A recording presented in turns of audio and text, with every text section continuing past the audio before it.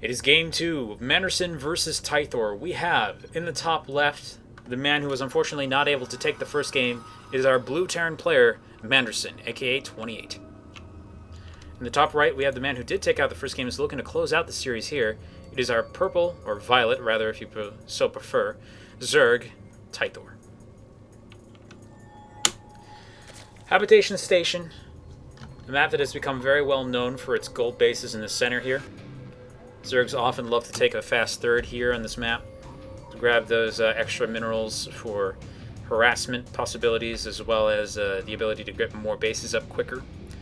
Those minerals really help early on for a Zerg in this position. Terran, of course, likes to use it as well for kind of similar reasons, actually. You can get a lot of Marines out very quickly that way, and definitely can throw the game into an interesting pattern here on this particular map.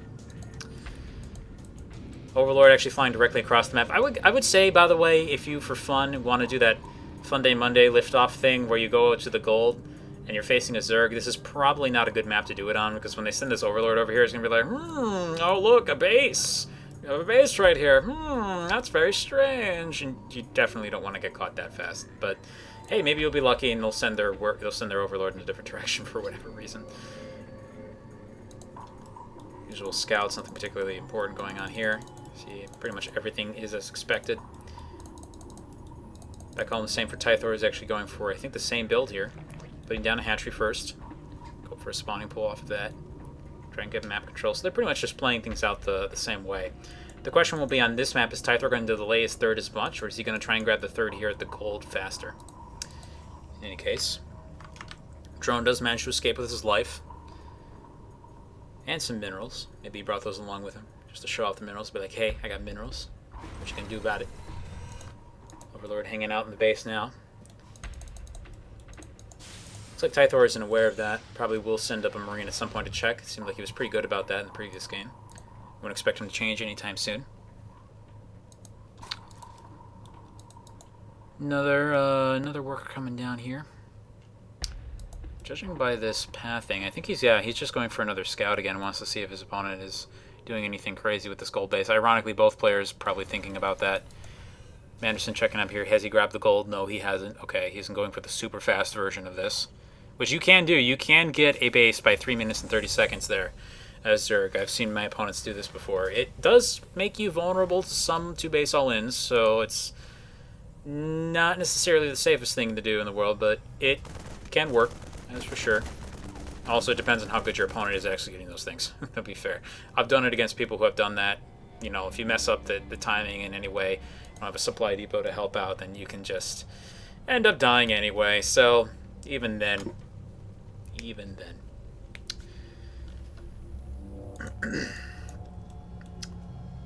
Let's see here. Overlord positioned in a nice spot here to actually get kind of a sense of the movement of the army. He just moves it a little bit here. Can be sniped off pretty easily, though. And oh, wow, Manderson's going to be going for the fast third this time. Looks like he's saying, you know what, I'm going to take a risk. I'm going to grab this base ahead of the Zerg. The Zerg is staying on 2-base. He could be going for some kind of 2-base all-in here. And that will put him in a lot of trouble, even just going for this third like this. But if he can get away with it, he's going to be very, very far ahead. Sixlings actually running across the map here. Tythorr, we'll have to see. Has he considered this a possibility? ZRQ versus Kaiser. We can do that. Make it a Imba League only game. We'll let the chat determine what you play. It would be fun, I think. So unfortunately, he's not checking up here for the third. So I think Manderson has a decent chance of actually getting away with this at this point. These Marines are not going to be able to kill the Overlord right away. Okay, yeah, he's going to get away for now. I'm going to run around and, oh, hey, Lings just showed up and are like, nom, nom, nom, Marines. Okay. And that Overlord's like, yes, I got away with it. And he's still not checking the high ground for that third base. He doesn't know that's there, and that could prove fatal. Oh, he's actually running up there now. Ironically, to run away from a Marine's going to be like, hey, what are you doing? What's this? Get this out of my bait. What are you doing here? No. You don't get a third right now. What do you think this is? Oh, he's not going to leave a Zergling under there. So now that Command Center is going to be like, I guess I'll just land now. Speedling's actually now finished too. Can rush right back up there. Nope, this command center is going to be like, nope, I don't like being bitten. I'm going to stay up here for a while. A lot of lings coming out. It looks like Tythorr has correctly identified that his opponent is trying something a little risky here, and he's going to...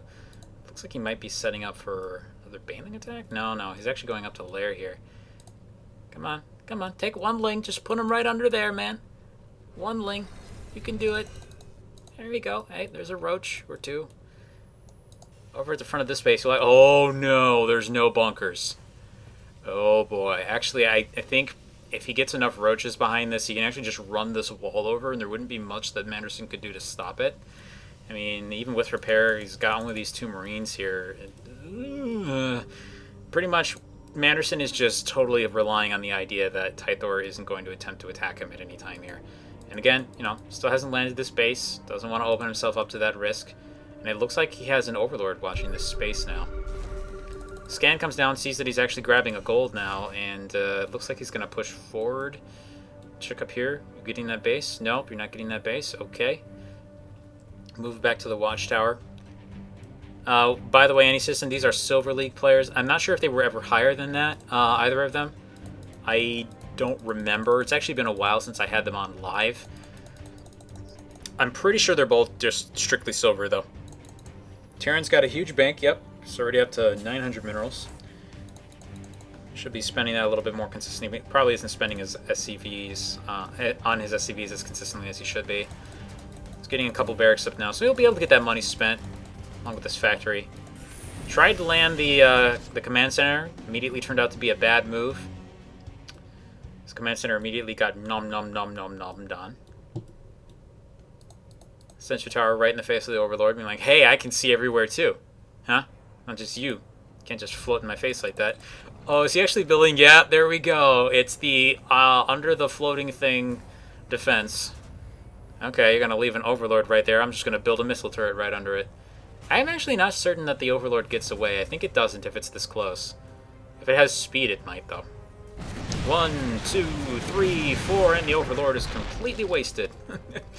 Hey, guys. It's funny and it's hilarious when we see it happen. You know, that build that missile turret under the observer play is another common one. But let's be frank. I mean, if you can get away with it, why not? Can't really blame them. Decent ball of Marines with a couple SCVs actually running over here to try and secure this area. The Zerg forces are actually still in position to do something about this, so he should be able to get up here before this wall is actually finished. And the Overlord is actually, it's actually just out of position. He doesn't see him building this, so he may actually be able to get it up in time. And that SCV may be permanently stuck here. On the plus side is, he'll probably never die. The game may end before that's ever noticed. Ooh, Overlord speed's been researched. Moving those guys out across the map real quick. Just wants to make sure that his opponent hasn't taken any other bases. Gonna spread them out around the map, start pouring that creep everywhere, so only he can take the bases quickly. Unfortunately, the fact that he hasn't checked up here in a while is going to come back to haunt him, as now the Terran is going to be able to land this pretty easily. Just got one of his units shot at from an awkward location. Should make him realize, oh wait, you've taken that, haven't you? No, he's running as close as he possibly can here, but unfortunately there's vision from what?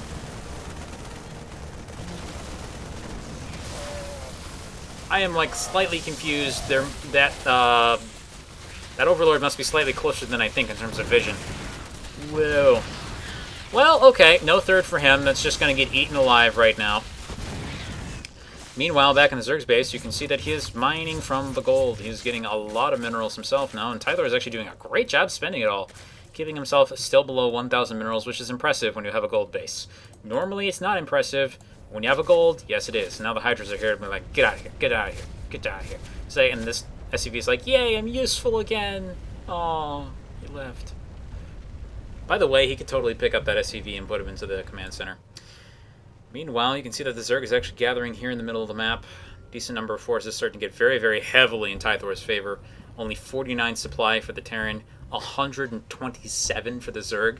Now, while it is true typically that the Zerg often has a higher supply count than the Terran, you don't want that high of a difference. That's just massive. And typically it's maybe 20, especially if you're going with certain styles of play. Maybe they'll be about equal. Depends on how it's going, but 50? No. 50, 60 supply difference is never a situation you want to be in any race.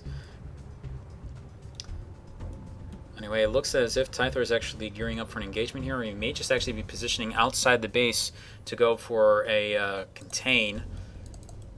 Oh, moving the command center down to the bottom. So I'm guessing that's pretty much what we're going to see here. It looks like this all swarm host. This is a great choice here against an embedded target like this. If you know you're this far ahead, this is kind of like they do what siege tanks do. They run over that defensive turtle pretty hard if you can get enough of them. Now, of course, one isn't going to do it. It helps. That free trade is never, like, that free units versus not free units is never a bad thing. For the guy with the free units, anyway. Here we go. Looks like he's going to load up a big triple drop here. Now he's built the sensor tower, and he goes, oh my gosh, there's a giant splotch of red right there on his mini-map. If we actually look at the Terran's vision right now. Ah, fancy V-key. Yeah, it's a lot of red dots. He knows that he's out there, and he's like, thankfully, he hasn't looked down here yet.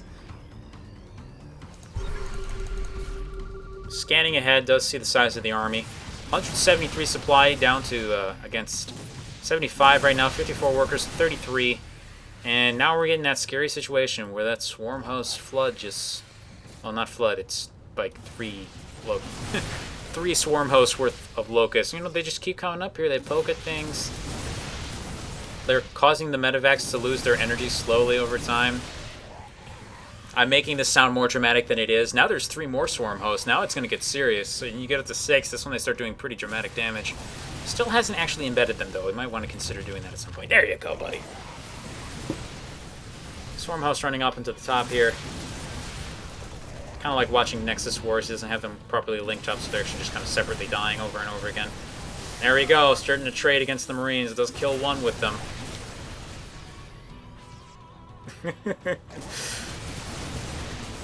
Meanwhile, there's actually a drop moving out from Manderson. See how much damage you can actually get done with that. Main army over here. Still more swarm hosts, roaches, zerglings, hydras. And here comes the marauder drop. I think it's thinking about doing a marauder drop. It hasn't yet. That's gonna give the Zerg time to think about this. Actually notice if something's wrong. Thankfully he's not. Thankfully for the Terran, he's not actually looking at his minimap right now. So we'll jump back over there as soon as it's noticed. There we go. It's starting to drop the marauders right around there. He's going to kill off this queen. Actually do a lot of damage to this space right here. Actually putting down 3 spore crawlers. Is probably going to end up losing the medevac. Hopefully not with the medevac right there. Sending over some zerglings to deal with this. Marauders are nicely positioned, but that's a lot of zerglings, so they will be able to run this down eventually. Looks like he's trying to focus on the workers with this. And has, was able to do a decent amount of damage with that. 7 workers killed. Simple reality of the matter is, though, he can't actually mine from down here. He does have a planetary fortress there, but he can never, ever transfer workers there without actually putting them super in danger. I'm getting tired. I'm sorry, guys.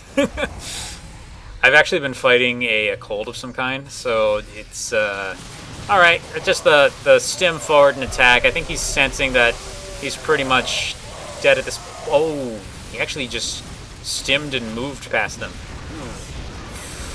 Brutal. Well, wow, GG. There you go, Manderson. Okay, that's the end of that. Rough way to end a game, but it happens. And that does it for Manderson versus Tythorr.